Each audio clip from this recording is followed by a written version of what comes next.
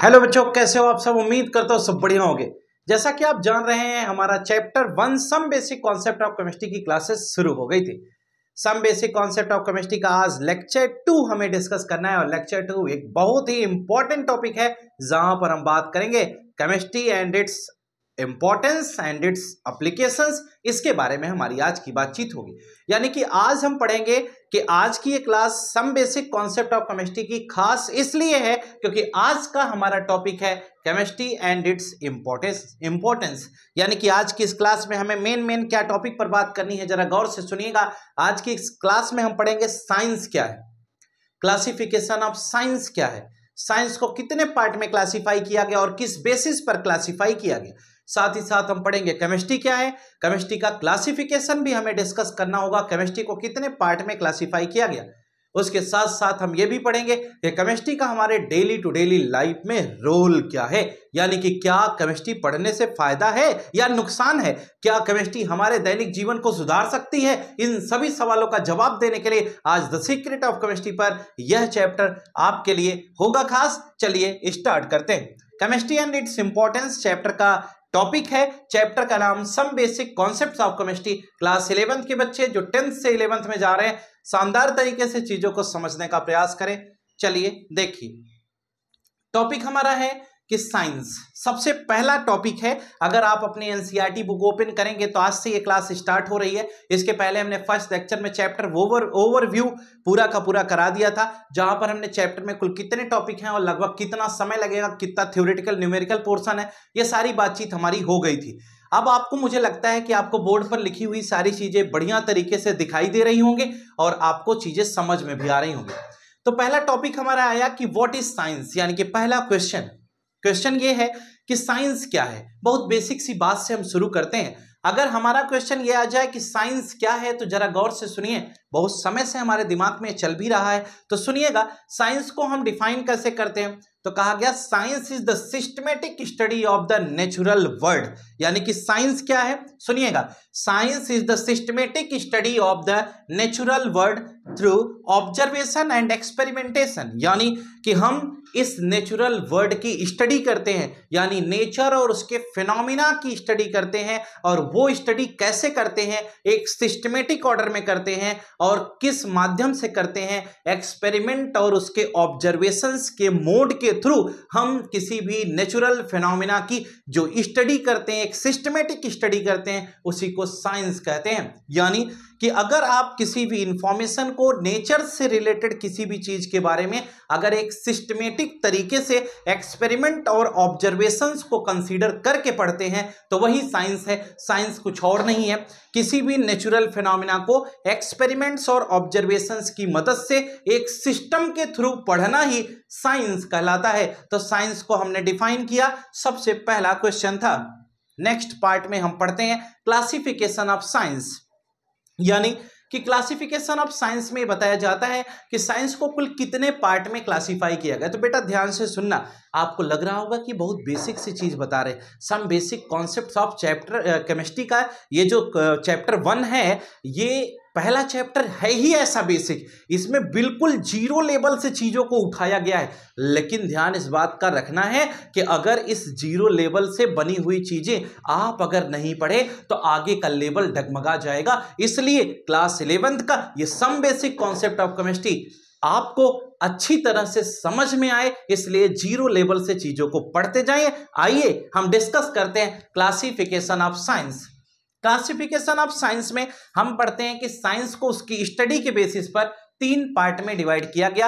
पहला part physics, दूसरा chemistry और तीसरा बायो। यानी कि बायोलॉजी थर्ड पार्ट में हो गया। फिजिक्स, केमिस्ट्री और बायोलॉजी ये 3 पार्ट हमारे आए, जो इसमें हम साइंस को उसकी स्टडी के बेसिस पर क्लासिफाई करते हैं। आपको एक जानकारी के लिए बता दें कि क्लासिफिकेशन हमेशा किसी आधार पर ही होता है, बिना बेसिस के क्लासिफिकेशन नहीं होता। तो हमने कहा कि साइंस को भी हमने 3 पार्ट में क्लासिफाई किया। फर्स्ट पार्ट फिजिक्स है, सेकंड पार्ट केमिस्ट्री है और थर्ड पार्ट हमारा क्या है, बायोलॉजी।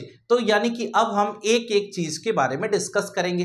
पहले अब हमें ये डिस्कस करना है कि फिजिक्स क्या है, केमिस्ट्री क्या है, बायो क्या है। बहरहाल हमारे सिलेबस में तो केवल केमिस्ट्री का पोर्शन है, हम केमिस्ट्री के टीचर हैं, आप केमिस्ट्री के स्टूडेंट हैं, लेकिन फिजिक्स और बायो हम छोड़ भी तो नहीं रहे। कुछ लोग छोड़े होंगे, बायो छोड़े होंगे, लेकिन फिजिक्स तो साथ साथ चलेगी, साथ साथ आई है, साथ साथ जाएगी।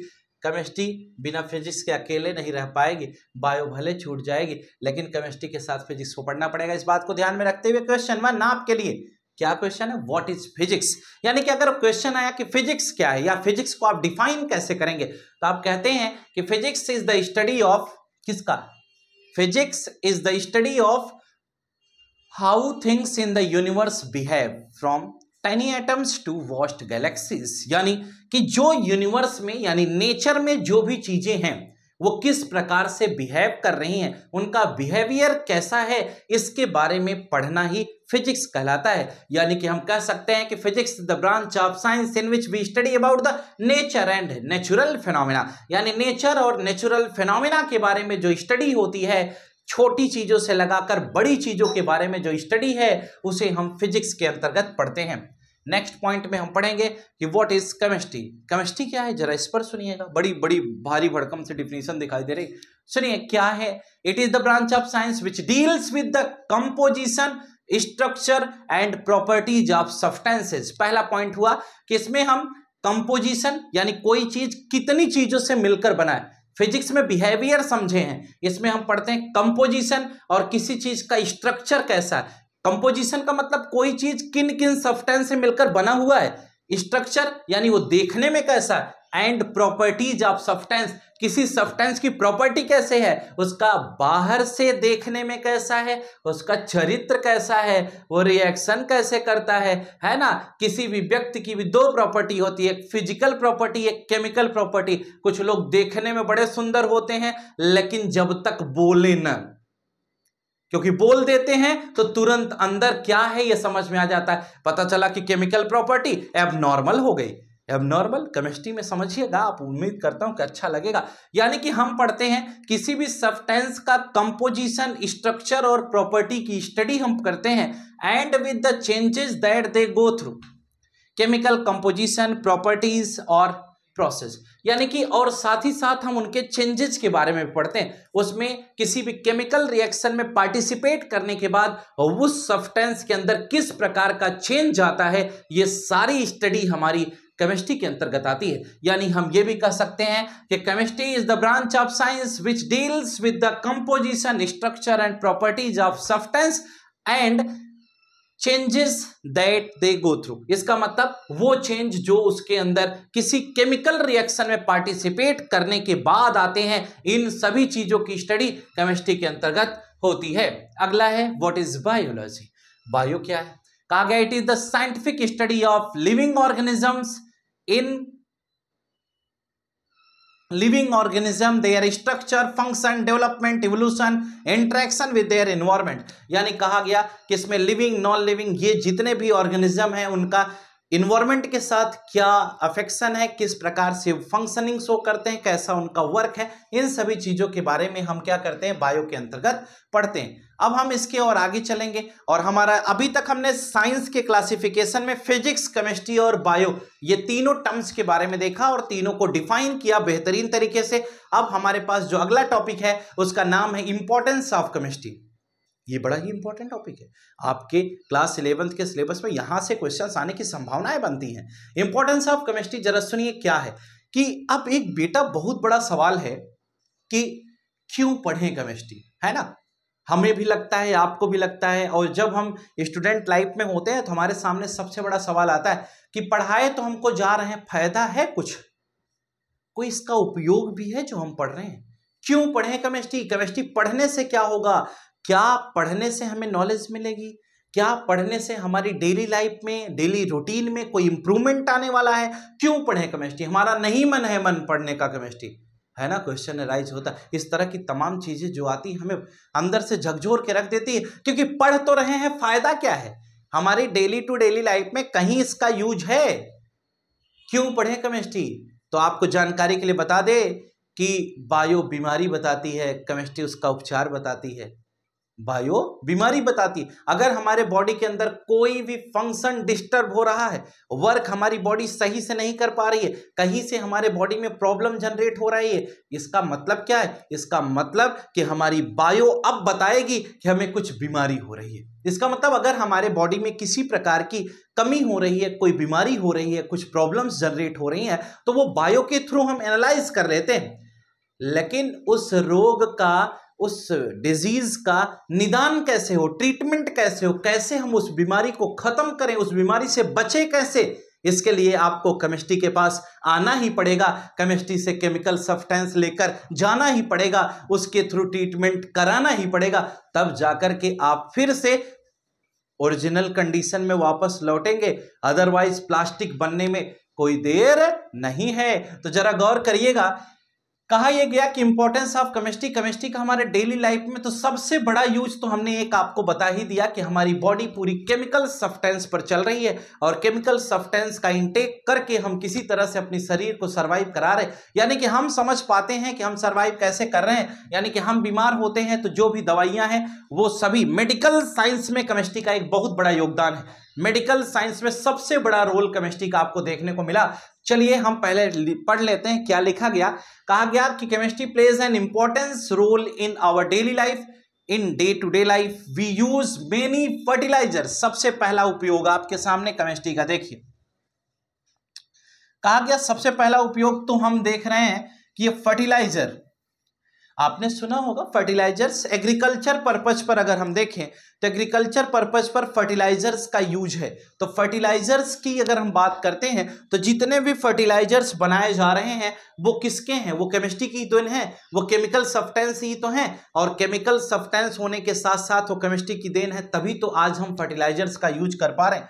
आगे कहा गया alkalies, acids, salts, dyes, polymers, soap, detergent, metal alloys and other inorganic and organic chemicals। इसका मतलब हुआ फर्टिलाइजर बनाने में, बेसिक सब्सटेंस बनाने में, एसिड बनाने में, सॉल्ट्स के प्रिपरेशन में, पॉलीमर के फॉर्मेशन में, सोप, डिटर्जेंट, साबुन बनाने में, सोडा बनाने में, साथ ही साथ मेटल के एलॉय बनाने में, इनऑर्गेनिक और ऑर्गेनिक केमिकल सब्सटेंस की प्रिपरेशन में भी केमिस्ट्री का अपना एक बहुत बड़ा योगदान है। यानी कि केमिस्ट्री की इंपॉर्टेंस हर जगह पर है, बस समझने की देर है। आइए, इंपॉर्टेंस इन मेडिकल साइंस। क्या केमिस्ट्री का कोई इंपॉर्टेंस मेडिकल साइंस में है? जैसा कि हमने शुरुआती दौर में सबसे बड़ा इंपॉर्टेंस मेडिकल साइंस में केमिस्ट्री का बताया कि केमिस्ट्री का एक बहुत मेजर रोल मेडिकल साइंस में, एग्रीकल्चर फील्ड में केमिस्ट्री का बहुत बड़ा रोल है, मेडिकल साइंस में बहुत बड़ा रोल है। आप इंसेक्टिसाइड,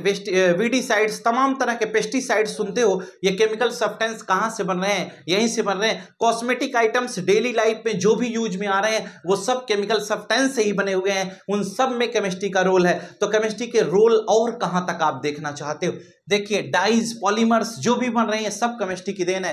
कहते हैं medical science is crucial for understanding and addressing health issues, driving innovations in diagnosis and treatment and improving public health outcomes. कहा गया कि मेडिकल साइंस में केमिस्ट्री का रोल कुछ इस प्रकार से है कि तमाम तरह की डायग्नोसिस जो भी हो रही है उसमें केमिस्ट्री का रोल है। केमिकल सब्सटेंस के बेसिस पर हम किसी भी बीमारी को दूर भगा रहे हैं, ट्रीटमेंट्स जितने भी हो रहे हैं वो सभी इन्हीं के अंतर्गत हैं। और एक सबसे इंपॉर्टेंट बात जो आपकी एनसीईआरटी कहती है, आप गौर करिएगा, इंपॉर्टेंस ऑफ केमिस्ट्री जो टॉपिक है उसमें इंपॉर्टेंस ऑफ केमिस्ट्री टॉपिक में ये दोनों बात आपके लिए सबसे खास है। पहले पैराग्राफ की लास्ट 2 से 3 लाइनों में ये बात लिखी गई है और ये इंपॉर्टेंस ऑफ केमिस्ट्री से आने वाला है। आपके सिलेबस का सबसे बड़ा सवाल आपके सामने आ चुका है सिस्प्लेटिन एंड टैक्सोल के नाम से।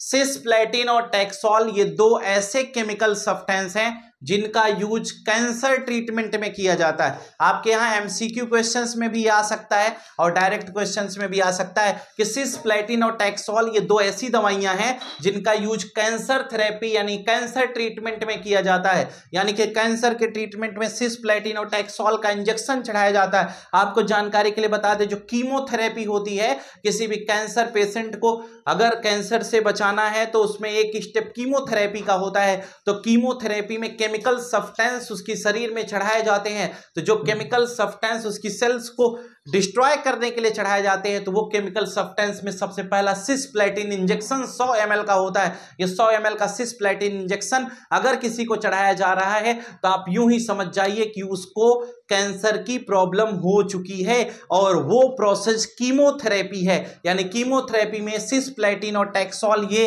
कैंसर के ट्रीटमेंट में दिया जाता है। और साथ ही साथ एक और है AZT। AZT क्या है? It is used for AIDS treatment. यानी अगर किसी पेशेंट को, किसी को एड्स हो जाता है HIV वायरस के थ्रू जो होता है, तो उसके ट्रीटमेंट में AZT, यह भी एक केमिकल सब्सटेंस है, ये दिया जाता है। ये इसकी मदद से एड्स का ट्रीटमेंट हो रहा है। यानी कि ये ऐसे केमिकल सब्सटेंस है जिनका उपयोग करके हम किसी भी पेशेंट को बचा सकते हैं। बड़ी घातक और गंभीर बीमारियों से निजात पाने के लिए हम इन सभी चीजों का उपयोग करते हैं। मुझे लगता है कि आज की इस क्लास का ये टॉपिक इंपॉर्टेंस ऑफ केमिस्ट्री आपके लिए बहुत ही इंपॉर्टेंस होगा और ये आपको समझ में आ चुका होगा। हम लोग फिर मिलेंगे नई क्लास में लेक्चर 2 के साथ, 2 के बाद 3 के साथ, जहां पर हमारा टॉपिक होगा नेचर ऑफ मैटर। तो नेचर ऑफ मैटर के साथ नई क्लास में आपका फिर स्वागत करेंगे। आज के लिए फिलहाल इतना ही। Good night all of you. Today class is over. Thank you.